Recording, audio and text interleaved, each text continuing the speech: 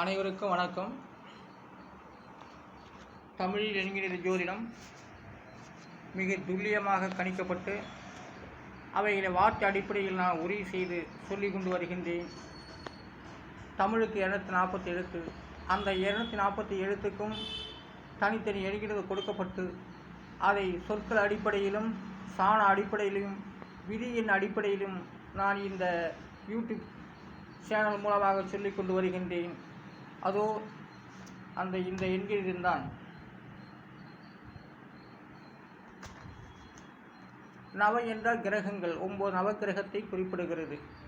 அந்த அடிப்படையில் தான் 240 எழுத்துக்கும் குறில் நெடில்கோள் நான் உருவாக்கி அவைகளை இந்த YouTube Thirugnana Sambandha YouTube channel மூலமாக நான் சொல்லிக் கொண்டு வருகின்றேன். என் பெயர் திருஞான சம்பந்த ஜோதிடர். நான் அரியலூர் மாவட்டத்தைச் சேர்ந்தவர்.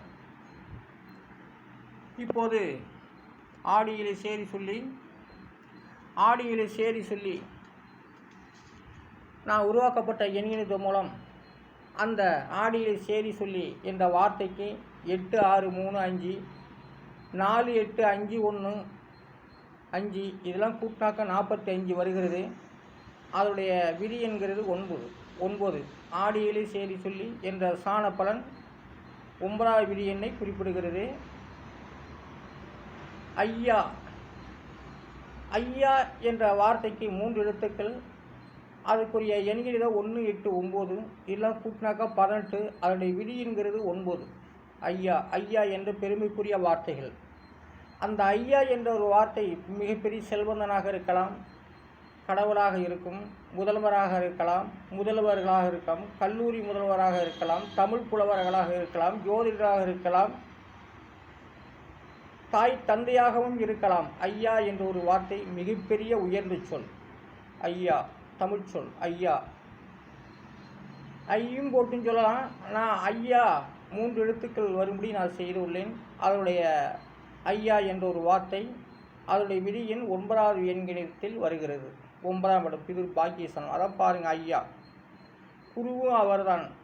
தனக்கு வழிகாட்டக்கூடிய அத்தனை பேருக்கு அத்தனைக்கும் ஐயா என்று பொருளாகிறது. ஐயா என்றால் ஐயாவுடைய பொருள் கடவுளாக இருக்கலாம், முதல்வராக இருக்கலாம், கவிஞராக இருக்கலாம், பாடகராக இருக்கலாம், ஜோதிடராக இருக்கலாம், தாய் தந்தையாக இருக்கலாம். நமக்கு வழிகாட்டி நம்மளை எல்லாம் ஒரு நிலைக்கு கொண்டு செல்லக்கூடியவர்களா ஐயா. அதுதான் 9ஆம் விதி பலனாக வருகிறது. அதனுடைய விதி எண் 9. ஐயா என்னுடைய விதி எண் 9. 9ஆம் எழுத்து சாண பலன் சொல்லப்பட்டு வருகிறது. பஞ்ச கல்யாணி என்ற வார்த்தைக்கு எண்களிடம் 91311 97 எல்லாம் கூட்டாக்கா 31. அதனுடைய விதி என்கிறது 4. பஞ்ச கல்யாணினா பஞ்சபூதமும் இருக்கலாம்.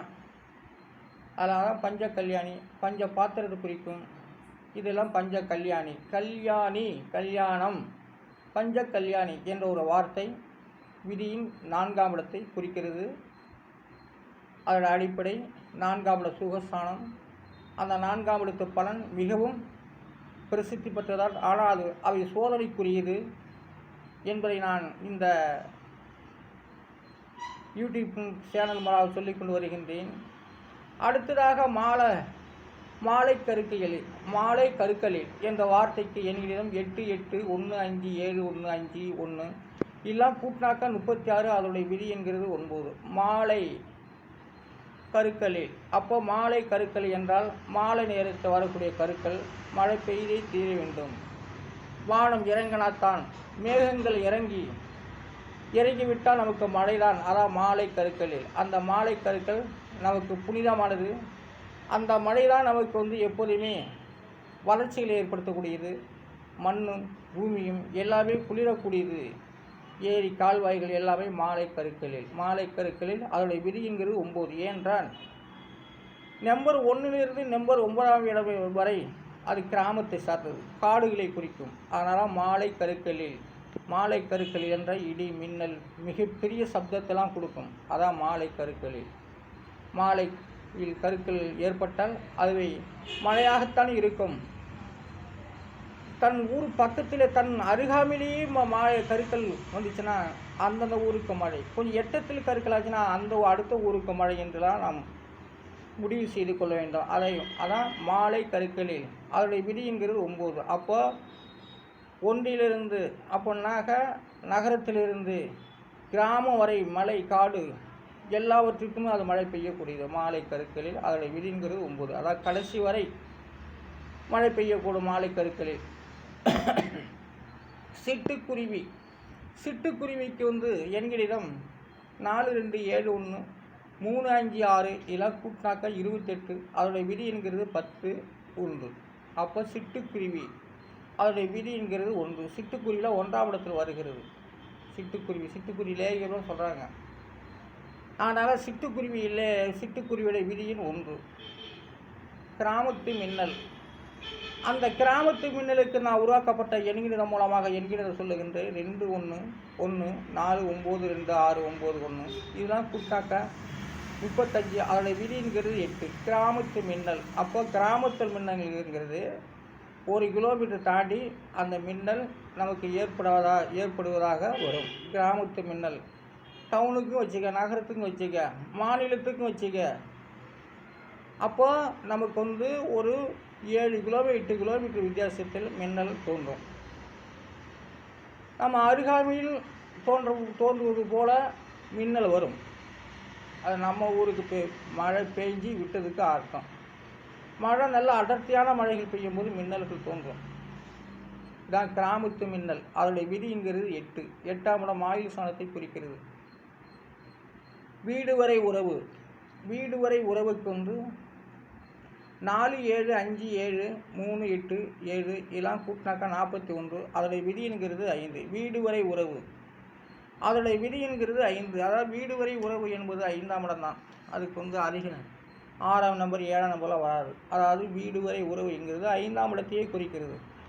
பூர்வ புண்ணியஸ்தானது எல்லாமே அந்த இடத்துல தான் 5ஆம் இடத்துல தான் வராங்க. பூர்வ புண்ணியஸ்தானம், பஞ்சமாதிபதி, புத்திரஸ்தானம், விதி என்று சொல்லக்கூடியது எல்லாமே அந்த வீடு வரை உறவு அந்த 5ஆம் இடத்திலே வருகின்றது. 5ஆம் இடம் 5வது விதி எண்ணில் வருகிறது. வீடு வரை உறவு அதோடைய விதிங்கிறது 5. அடுத்ததாக எண்ணாசை மைதிலேயே என்ற வார்த்தைக்கு எண்களிடம் 4, 6, 8, 7, 5, 8, 5, 3 இதெல்லாம் கூட்டினாக்கா 43. அதோடைய விதிங்கிறது 7. எண்ணாசை மைதிலேயே அதோடைய விதி என்கிறது 7. பாருங்கள், எண்ணாசை மைதில்னா 7ஆம் இடத்தையே குறிக்கிறது.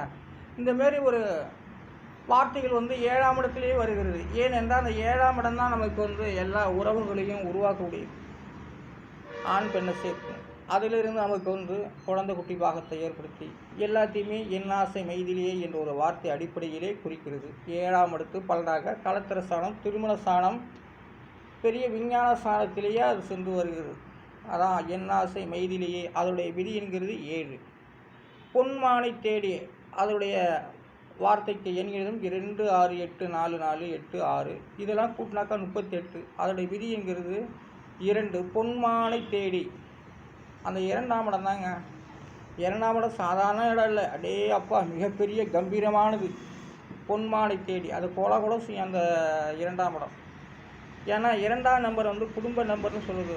1 உயிர் நம்ம, 2வது குடும்பம், அந்த குடும்ப ஸ்தானம் தான். அது 2ஆம் இடம் கல்விக்கும் குறிப்பிடப்பட்டு வருகிறது. அந்த 5ஆம் இடத்தையும் குறிப்பிட்டு வருகிறது. அதாவது பொன்மானை தேடி அதனுடைய விதி என்கிறது 2. வானத்தை போல அதற்குரிய எண்களில் 3, 9, 4, 2, 5, 4 இதெல்லாம் கூட்டாங்க 27. அதோடைய விதி என்கிறது 9. வானத்தை போல பாருங்கள், வானம் எல்லாத்துக்கும் உண்டு. அதால் தான் 9ஆம் இடத்துல போய் வானத்தை போல எல்லாத்துக்குமே வானம் இருக்குது அப்படிங்கிறது தான் காட்டுது. வானத்தை போல காட்டுக்கும் வானம், மலைக்கும் வானம், பூமிக்கும் வானம், சூரியனுக்கும் வானம், கடலுக்கும் வானம், எல்லாத்துக்குமே வானத்தை போல என்ற வார்த்தை அடிப்படையில் நான் உறுதி சொல்லி கொண்டு வருகின்றேன். இந்த எண்கிணிதம் தான் நான் சொல்லப்பட்டு வருகிறது. அதனால் நான் அறிய மாட்டோம். திருஞான சம்பந்த ஜோதிடர், எண்கிணித வள்ளுவர், வள்ளுவ பண்டாரம். நன்றி, வணக்கம்.